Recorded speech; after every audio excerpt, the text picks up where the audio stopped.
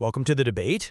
Today we are confronting a claim that is so potent, so provocative that it usually just shuts down any honest conversation about money before it can even begin. And that's the idea that most people are broke because of their choices. And that statement feels like it's designed to get a reaction, right?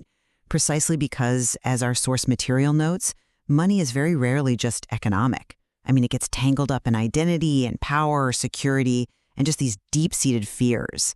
It's fundamentally emotional. Exactly. And to frame this argument properly, we have to first define what we mean by broke. We're not talking about earning nothing. We're talking about the reality that, defines life for so many people now. Living paycheck to paycheck, having no emergency savings, carrying that persistent consumer debt, and being one unexpected car repair away from a genuine crisis. So income and financial health are clearly not the same thing. That distinction is crucial. It forces us to ask the central question, which is really, to what extent are individual financial outcomes driven by personal behavior versus these larger structural and economic forces that are, completely beyond individual control. This is the line we're going to draw today. I'll be taking the position that repeated personal behavior, the sort of cumulative effect of hundreds of small decisions, shapes financial outcomes more powerfully than the context they happen in. Therefore, I believe accountability, personal agency, it has to explain the majority of the struggle, over 50%. And I come at it from a different way. I'll be arguing that systemic forces, things like wage stagnation, the hyperinflated cost of housing, the destruction of the social safety net, have severely constrained personal choice to the point where they explain the majority of negative financial outcomes. Again, over 50%. We're simply playing a harder game than previous generations were. I see why you think that, but let me give you a different perspective. My core thesis, it really rests on the mechanism of financial breakdown. The source material is clear on this. Most failures are not because of one big, catastrophic mistake. They're from hundreds of small, repeated leaks. And these include habits that are not externally imposed by, say, the housing market or wages. I mean, the pervasive tendency to spend more as income rises, lifestyle inflation, or treating credit like it's just accessible income, and the active avoidance of just looking at the numbers. But avoidance is a psychological response, isn't it? It is. But it's a choice in the sense that financial information has never, ever been more accessible. We have free tools, educational materials, robust data. It's everywhere.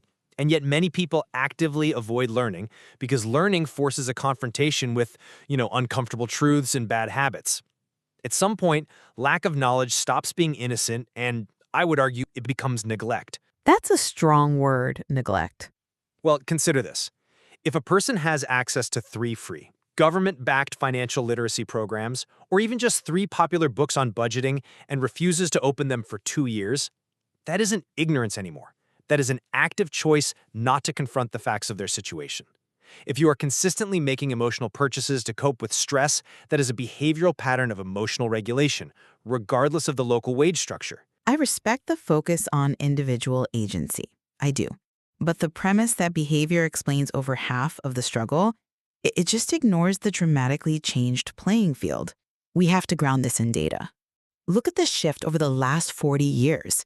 Housing prices, healthcare costs, they have far outpaced wage growth. I mean, in nearly every major metropolitan area, housing often eats up 40 to 60% of income. That is not poor planning. That's not lifestyle inflation. That is a structural pressure at the most basic level.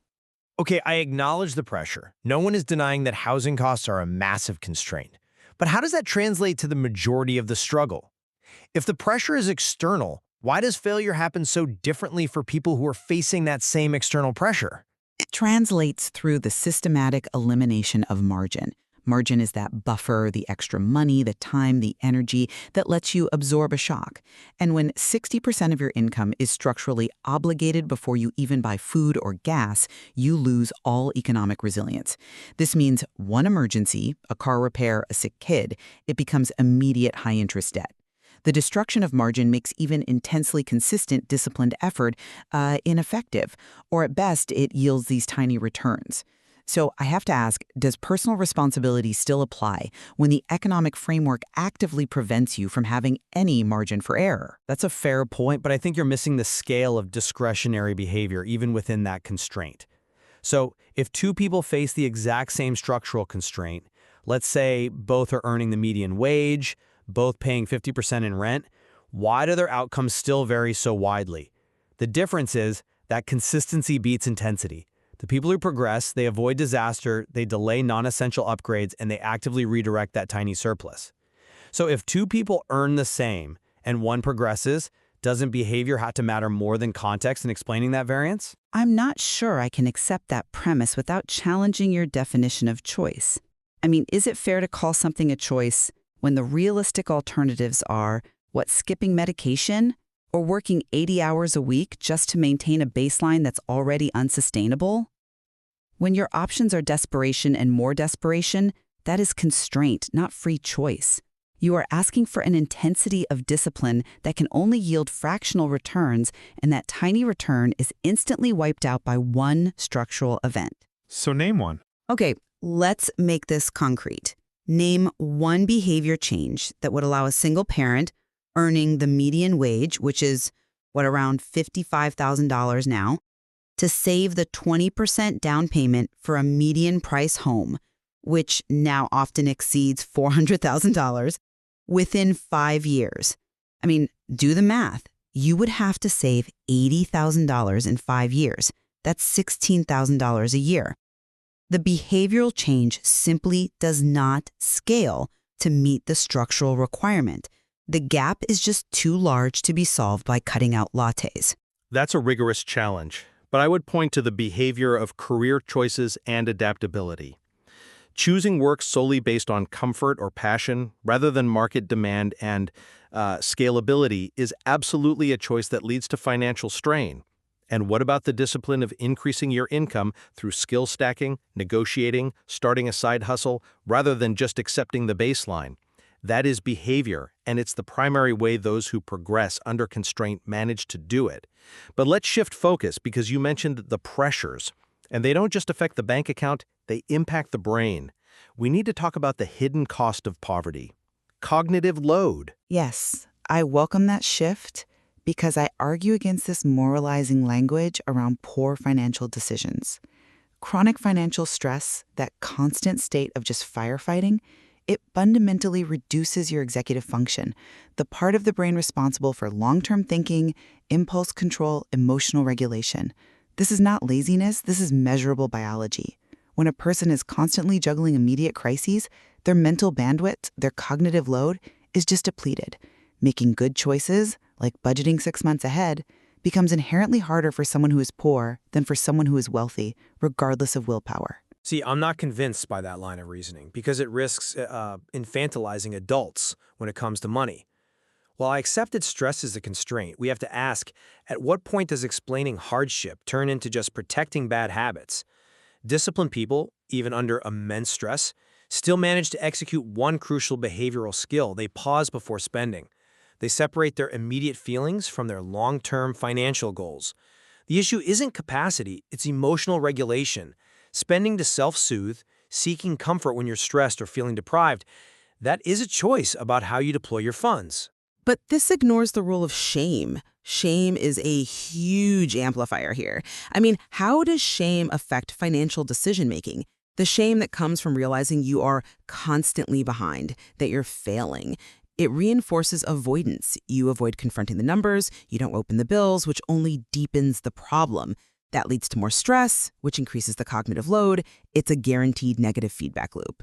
I agree that shame paralyzes, but ownership, when it's framed correctly, responsibility without blame, it mobilizes. The disciplined person says, I am ashamed of this result, but I will not be ashamed of the effort to fix it. Avoiding that confrontation just deepens the shame and the debt. Accountability restores agency. The person who progresses is the one who accepts their situation. This is where I am today. What behavior can I influence next? Instead of identifying as a victim of the system. And that brings us to the starting line and the role of luck, which you often seem to dismiss. We have to challenge the premise. Is financial success proof of good choices, or is it survival bias? Success, defined as stability and margin, is absolutely proof of consistent behavior. If discipline works for some, why wouldn't it work for most people who adopt that same discipline? Because the starting lines fundamentally alter how choice even operates, and luck dictates which mistakes are fatal. What looks like simple discipline in one person, like having a 6-month emergency fund, might just be the absence of catastrophic, unmanageable risk in their life. If you have parents who can bail you out or some initial capital, a mistake is a minor setback. If you have neither, a single medical emergency leads to eviction or job loss. We only ever see the people who succeeded climbing the mountain. We don't see the thousands who fell off early because they lacked the safety ropes, the safety nets that others had from the start. So then, if the system is fundamentally broken, why do outcomes vary so widely? You have to account for the persistence of these internal variables. I account for it with unequal access and with luck. Even in a broken system, those with better starting positions have more insulation, more opportunities for good luck, and a greater margin for error. Their choices just operate on a completely different scale of risk. Okay, this is a crucial tension point. And before we conclude, I think we need to explore the other side of the coin. Let's try to steelman the opposing argument completely. So for the next 2 minutes, I will argue passionately for the structural view. All right, I have to concede that focusing on individual discipline fails to recognize the absolute erosion of the social contract. Hard work, it just no longer guarantees upward mobility. Productivity has soared, corporate profits have exploded, but real wages haven't kept pace with inflation or housing.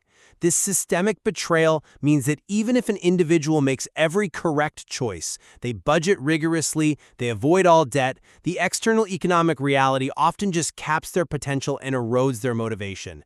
If effort no longer scales with reward, why bother with the discipline? The system itself creates motivational failure, regardless of personal effort. It just leads to resignation.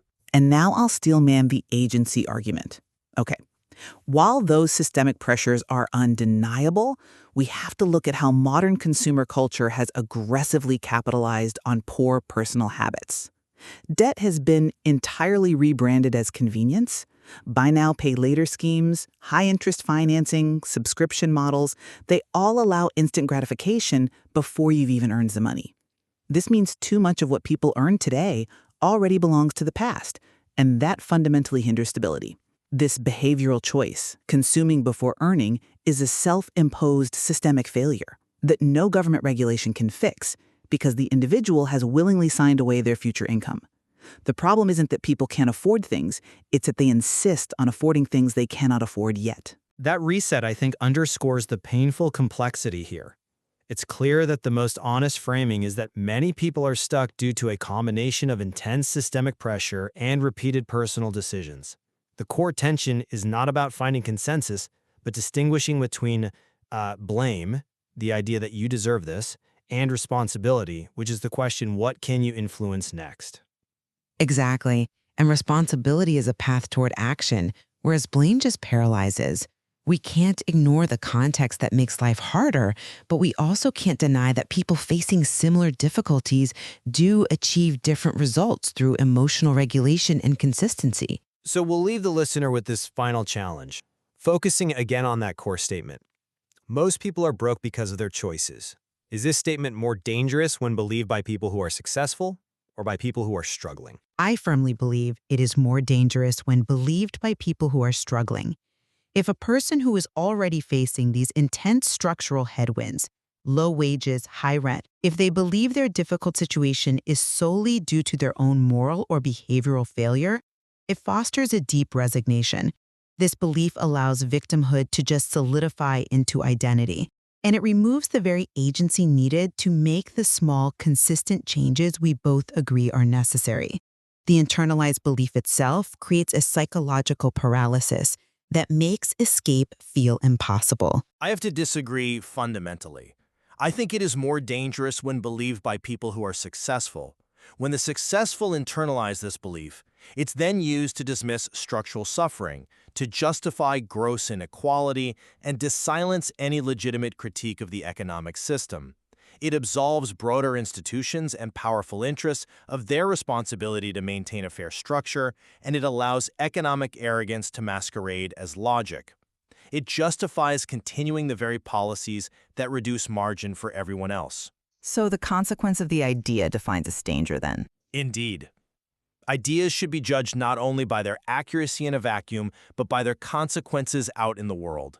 The struggle for financial stability, it rarely begins with blame, but it almost always has to begin with ownership.